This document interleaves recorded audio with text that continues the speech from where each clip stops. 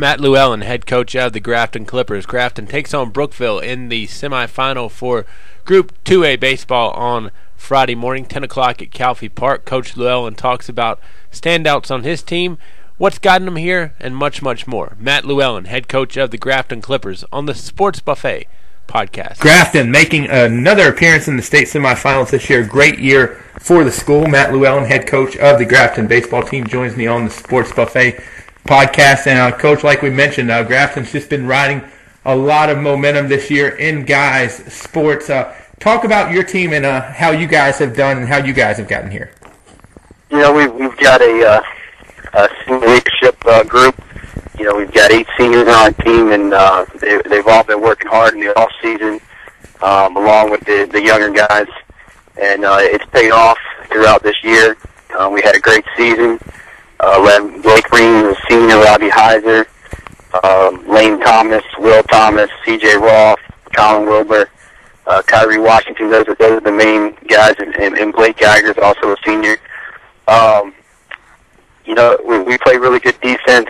Blake's, you know, number 1 arm. Lane Thomas is our number 2 starter. He's 10-0, and that's who's going to start on the mound for us on Friday.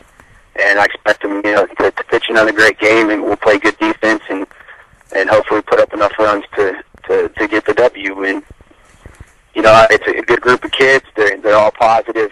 They're you know, good friends. They're like a family, and they have one goal in mind, and that's to win on Friday and take it one game at a time. Let's talk a little bit about some of your studs. Rarely do people have, you know, one guy or 2 guys that are going to play college baseball, but if I'm not mistaken, you've got 3 already ready to go. Talk about your 3 standouts that are going to go play at the next level. Yeah, we have 3 guys going Division I so far, and Kyrie Washington, C.J. Roth. Kyrie's our leadoff guy, plays center field. C.J. Roth is second baseman. He's going to Longwood as well with Kyrie. And then Blake Green will be attending Longwood. So all 3 of the guys are going to be Longwood bound, you know, in the fall. Blake on the mound, you know, he's our number 1 arm. You know, he's mid to upper 80s guy. The ball moves a ton, and he's a fierce competitor. Kyrie Washington, it's my first year coaching with him. He's a great kid. You know, not only a great kid, but he sets the tone for the top of our order with, you know, power and speed. And then C.J. Roth, the second baseman, the left-handed hitter. You know, he's a great kid as well, but he's a solid defensive second baseman as I've been around in high school.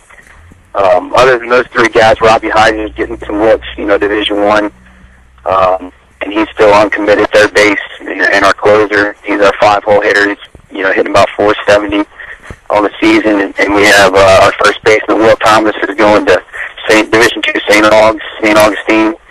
And our catcher is attending Christopher Newport University. So we've got a good group of seniors, like I said, that will be attending, you know, college next year and playing baseball at the next level. How important is it when you've got so many kids that are going to go play at the next level, whether it be Division I, II, III, NAIA, whatever the case may be, to, you know, not shortchange them in high school and to almost get your practices running like a college practice, if that makes sense? Yes, I mean, you know, these guys have been playing together ever since, you know, middle school for the most part.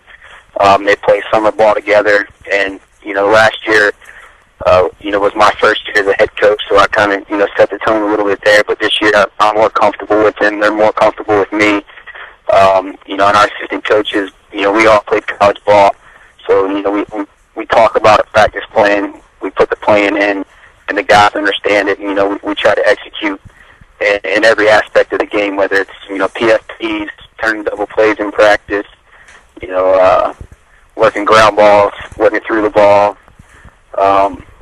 But the seniors, you know, that are going to play college, I think, you know, they will benefit a little bit from our practices, you know, since us coaches did play, you know, Division III ball, and hopefully it'll help them out, and they've got a good base for the next level. Give me a few guys that can get it done for Grafton but aren't necessarily headline grabbers. In other words, you need these guys to win, but they just don't get their name mentioned as much as the big 3 and so forth. Yeah, well, Nick Curtis, he's our 3-hole guy, and he's a junior. And, you know, he's came up big for us in the past. Left-handed stick. He can run. He's got good speed. Our shortstop, Dylan Bartels, he's probably about 5'7" on a good day. He's a running back for our football team, and he's a hard-nosed kid. So, he's played great defensively. He got the big hit, last night for us to put us in this spot. And our catcher, Colin Wilbur, defensively, he's as good as it gets behind the plate, in my opinion. He pretty much shuts teams down running. They'll try to run once, and he makes a good throw. He's very accurate. Other than those guys, Lane Devers playing really well defensively out in left field. All the way around, we're pretty athletic, and those are the guys that play a good role, and might not always get the spotlight. I think anytime you get to the state Final Four, it's hard to get information about other teams, especially in a sport where baseball maybe doesn't get the attention that football or basketball does. With that being said, what do you know about Brookville? Well, I did a little Google search, and I don't know too much about them, to be honest. I know that they've won 11 or 12 straight, so they're hot, and, they're, I think, just like us, fundamentally sound. It's going to be a great baseball game, and, our guys are looking forward to it, and I know they are, as well. But to be honest with you, I haven't talked to any other coaches around the state, that have played them or seen them play. So we're kind of going in blindsided a little bit, but I have done a little research, through the internet and seen a couple game articles about, that I know they have, a couple good arms. Their catcher's been kind of late at the plate, and, they play good baseball. So, like I said, we're looking forward to it, and, hopefully the weather's going to be a nice day, and with the early morning start, that hopefully doesn't play a role, on either side, and it's just a good game of baseball Friday. Just a couple more questions. Are you worried about a 10 a.m. start affecting you guys?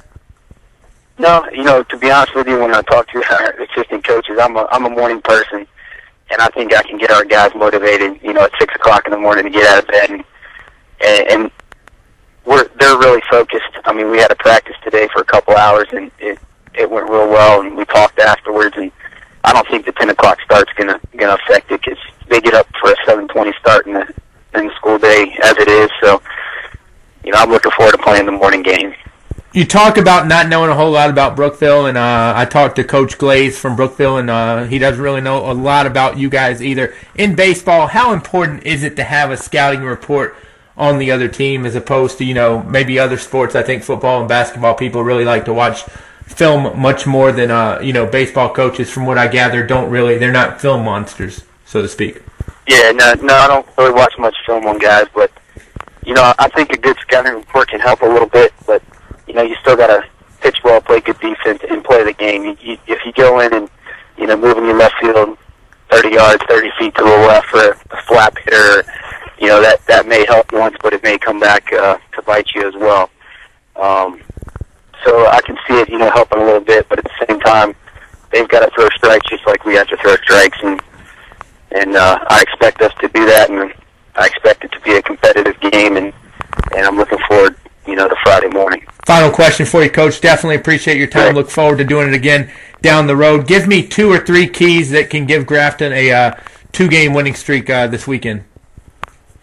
I think the key to us is pitching and defense. If we play good defense, Lane Thomas is, like I said, going to start on the mound. If he keeps the ball down, gets a lot of ground balls, and then, we play well behind him, I think that's our key to Friday.